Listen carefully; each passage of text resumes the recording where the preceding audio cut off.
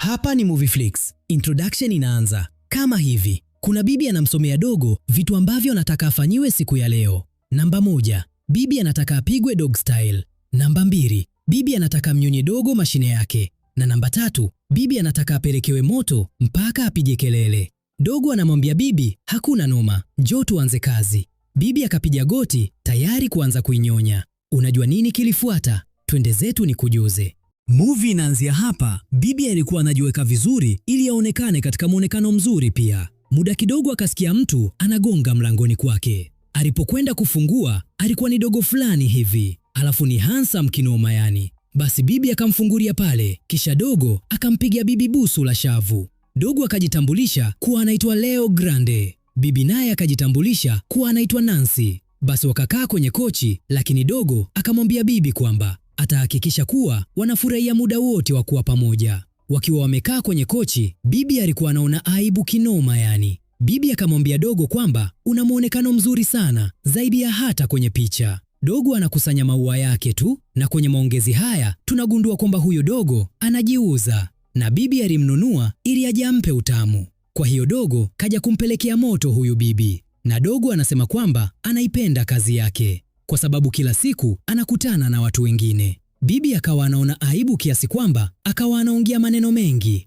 Basi dogo akamtuliza kwa kumpiga busu takatifu. Baada ya pale, bibi akaanza kumharakisha dogo wafanye haraka, kisha dogo aondoke, maana bibi alikuwa anaona anajikosea kabisa yani. Lakini dogo akamtuliza na kumwambia kwamba yeye ni mteja wake na anatakiwa kuhakikisha kwamba anaenjoy, hivyo hakuna haja ya kuharakisha. Ila bibi anaogopa kwa sababu hajawahi kufanya kitu kama hiki. Pia bibi anamwambia dogo kwamba hajawahi kufikishwa kileleni kabisa, sio na mume wake wala mtu yoyote yule, bali alikuwa akiigiza kwamba amefikishwa kileleni. Pia bibi anasema kuwa toka mume wake alipofariki miaka 2 iliyopita, aliahidi kuwa hatoigiza tena kwamba amefikishwa kileleni na mtu yoyote yule. Bibi akamwambia dogo kwamba kama utataka kuondoka sasa hivi usijari, naweza nikakulipa nusu ya malipo. Ila dogo akasema hawezi kuondoka mpaka ahakikishe anamfurahisha bibi. Kuona mshangazi kuwa anaongea sana, dogo akaanza kumshika na kumpandisha hisia,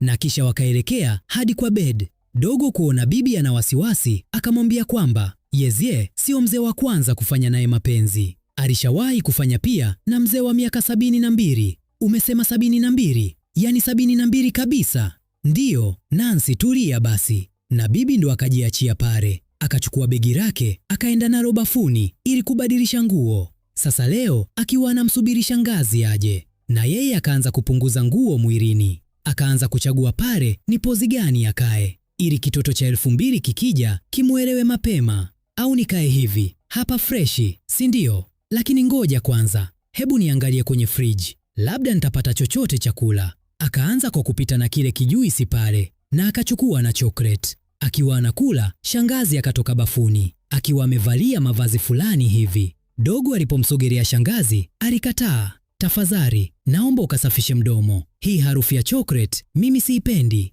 Basi Leo akaingia bafuni ili kufanya kama shangazi alivyosema. Jamaa aliporudi, stories zikazidi kuwa nyingi tena.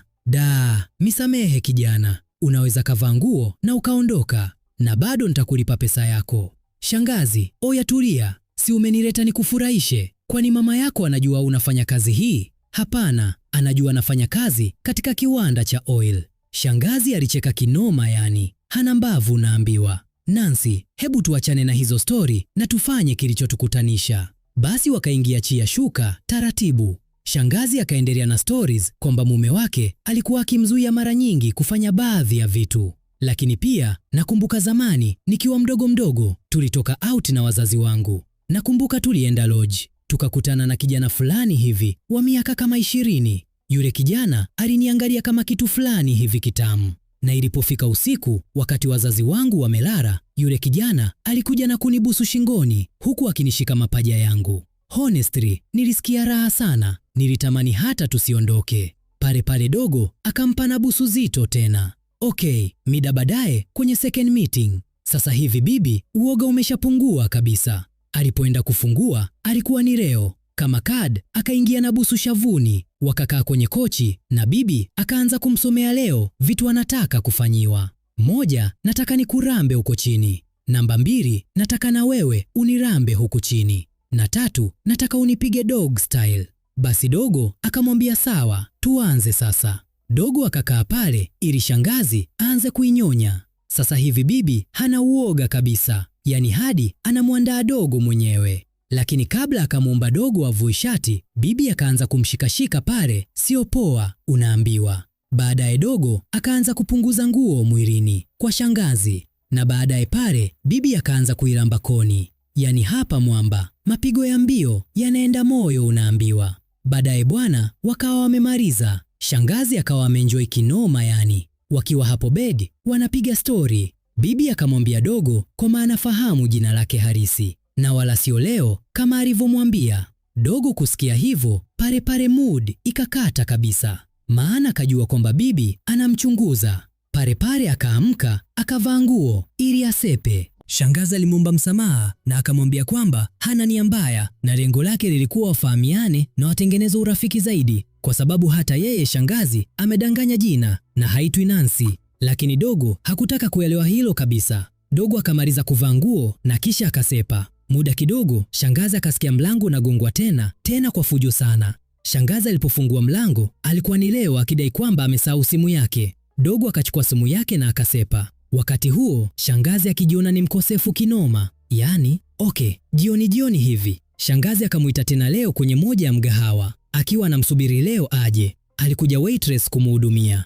Alipomuuliza kwamba aletewe chochote, Nancy alikataa, akidai kwamba anamsubiri rafiki yake. Lakini waitress huyu alionekana kama anamjua huyu bibi. Naitwa Becky Foster, sijui na unanikumbuka? Hapana, wala sidhani kama hipo hivyo. Labda kama umenisahau, lakini wewe ni mwalimu wangu. Ulinifundisha shule ya msingi. Na muda ule Leo naye akawa amefika. Bibi akapata ugumu kumtambulisha Leo kwa Becky. Leo ndo akadakia pale. Mimi nauza gari yangu na huyu bibi anahitaji. Kwa hiyo nimekuja hapa ili tuelewane bei ya gari. Ndio yule waitress akasepa pale. Siamini kama umekuja. Si kwa sababu umeniita. Basi wakaombana msamaha pale. Wakatambulishana majina yao halisi na wakakubaliana kwamba watakuwa marafiki. Lakini kabla hawajaachana inabidi wakakitupe. Kweli bwana, mida baadaye wakaenda hadi chumbani. Walipoingia ndani tu pale misuguano ikaanza. Wakakitupa na Leo alihakikisha kwamba shangazi anafika kileleni. Kwa jinsi inavyoonekana shangazi alienjoy sana. Na mwisho wa hii ngoma tunamuona jamaa akiwa nje ya jengo anasepa zake. Na hapo inakuwa mwisho wa hii movie ya kuitwa Good Luck to You Leo Grand. Hakikisha tayari umesubscribe na turn on notification bila kusahau like ili usipitwe na recaps zijazo. Asante.